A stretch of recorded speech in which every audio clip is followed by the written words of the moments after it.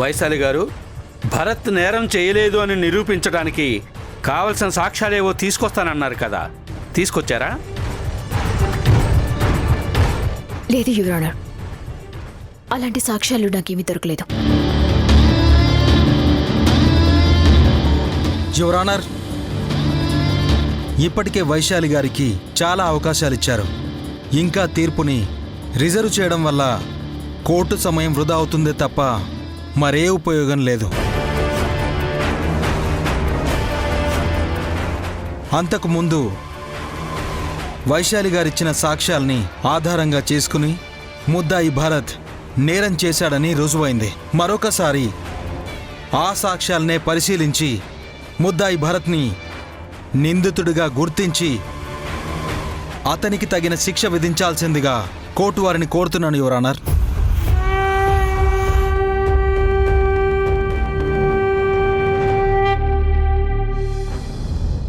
ఈ విషయంలో ముద్దాయి చెప్పుకోవాల్సింది ఏమైనా ఉందా? యువర్ ఆనర్, నా చుట్టూ ఉన్న సాక్ష్యాలు నేను నేరం చేశానని నిరూపిస్తున్నాయి. కానీ నేను ఏ నేరం చేయలేదని నా మనసుకు తెలుసు. కానీ అది నిరూపించడానికి నా దగ్గర కావాల్సిన ఏ ఆధారం లేదు.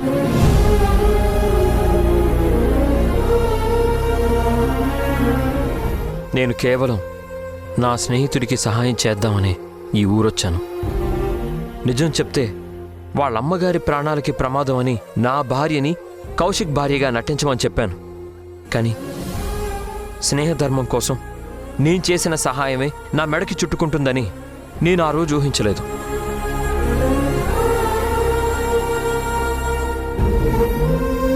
కన్న తల్లిలాగా ఆదరించిన లక్ష్మి గారిని చంపేస్తుంటే కనీసం కాపాడుకోలేకపోయాను.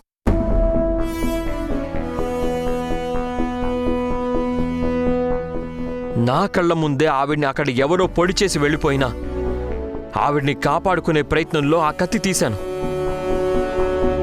అదే నాకు శాపంగా మారుతుందని నేను ఆ క్షణంలో ఊహించలేదు.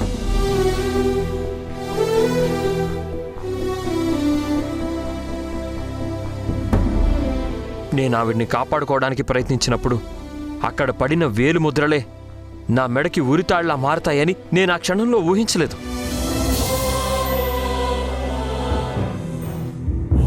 నన్ను కన్న తల్లిగా ఆదరించిన లక్ష్మి గారిని నమ్మించగలను.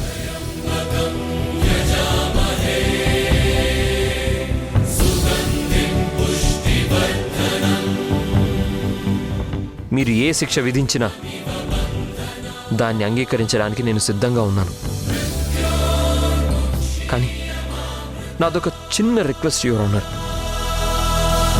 నా భార్య చంద్రిక కేవలం నన్ను కాపాడుకోవాలి అన్న ఉద్దేశంతోనే ఆ హత్య తను చేయించినట్టుగా కోర్టులో ఒప్పుకుంది.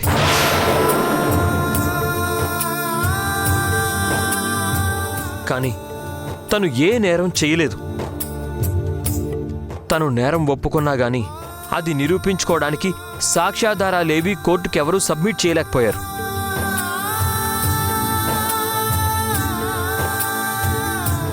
అలాగే తను తప్పు చేసిందో లేదో విచారించమని చెప్పిన పోలీస్ డిపార్ట్మెంట్ కూడా ఆవిడ నిర్దోషి అనే నివేదికని సమర్పించారు.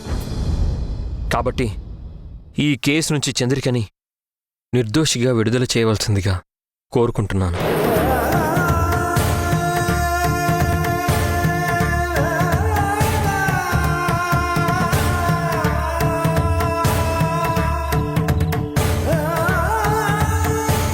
ఈ హత్య చేసింది నేను.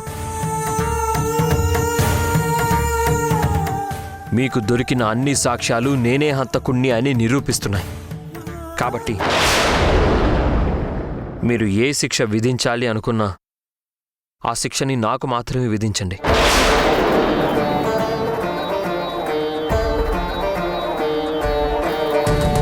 మాతృభూమికై ఎంతో మంది చావగా దయచేసి చంద్రికని మాత్రం వదిలేయండి. ఇదొక్కటే నేను కోరుకుంటున్నాను యువర్ ఆనర్. ప్లీజ్.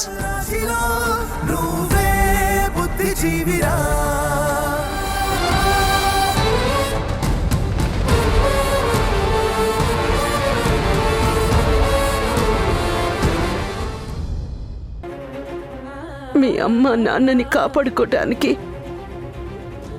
నాకింతకంటే వేరే మార్గం దొరకలేదమ్మా. మీరు ఇలా వచ్చి నా దగ్గర మాట తీసుకొని మాటిచ్చేసి వెళ్ళిపోతే ఎలాగా? మరి ఏం చేయాలి?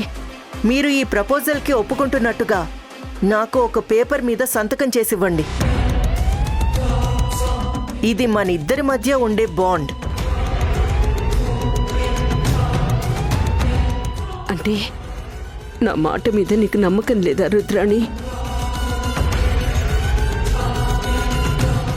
ఇది నమ్మకాలకి సంబంధించింది కాదత్తయ్యా, నిజానికి సంబంధించింది. నిజం ఎప్పుడూ లిఖితపూర్వకంగానే ఉండాలి. ఇప్పుడు ఈ రోజు కూడా కోర్టు సాక్ష్యాన్ని నమ్ముతుందంటే కేవలం నోటి మాటలతో కాదుగా. అలాగే రేపొద్దున్న చంద్రిక కానీ భరత్ కానీ ఎదురు తిరిగితే నా పరిస్థితి ఏంటి? అక్కడిదాకా ఎందుకు? మీ మనసు మారితే అప్పుడు నేనేమైపోవాలి? నా గురించి కూడా నేను ఆలోచించుకోవాలి కదా. మీరు సంతకం చేయండి. నువ్వెక్కడ సంతకం పెట్టమంటే అక్కడ పెడతాను. నా కొడుకుని కోడల్ని కాపాడు. భరత్ చేత నీ మెళ్ళో తాళి కట్టించే బాధ్యత నాది.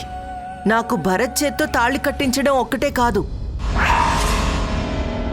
చంద్రికని అక్కడి నుంచి పంపించేయాలి.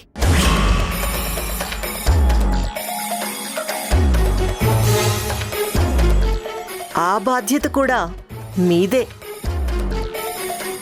మీరు దానికి ఒప్పుకుంటాను అంటే అగ్రిమెంట్ ఇస్తాను. దాని మీద మీరు సంతకం చేయొచ్చు. అలాగేనమ్మా. నీకు భరత్కి పెళ్ళయ్యాక చంద్రికని ఉండమన్నా ఉండదు, ఖచ్చితంగా వెళ్ళిపోతుంది. నాకు నా కొడుకు ప్రాణాలు నిలబడితే అది చాలు. నువ్వెక్కడ సంతకం చేయమంటే అక్కడ చేస్తాను. రేపొద్దున భరత్ని మాత్రం కోర్టులో సాక్ష్యం ఇచ్చి కాపాడు.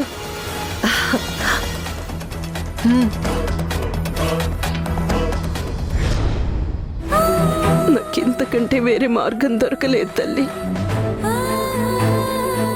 మీ అమ్మ నాన్నల్ని విడదీయటం నా ఉద్దేశం కాదు. కానీ మీ నాన్నని కాపాడుకోవాలి అంటే నాకింతకంటే వేరే మార్గం తోచలేదు. మీ నాన్నని కాపాడగలిగే శక్తి భగవంతుడు ఆ ఒక్క రుద్రానికే ఇచ్చాడు. ఎంతకు మించి నేనేం చేయలేను. నన్ను క్షమించు తల్లి.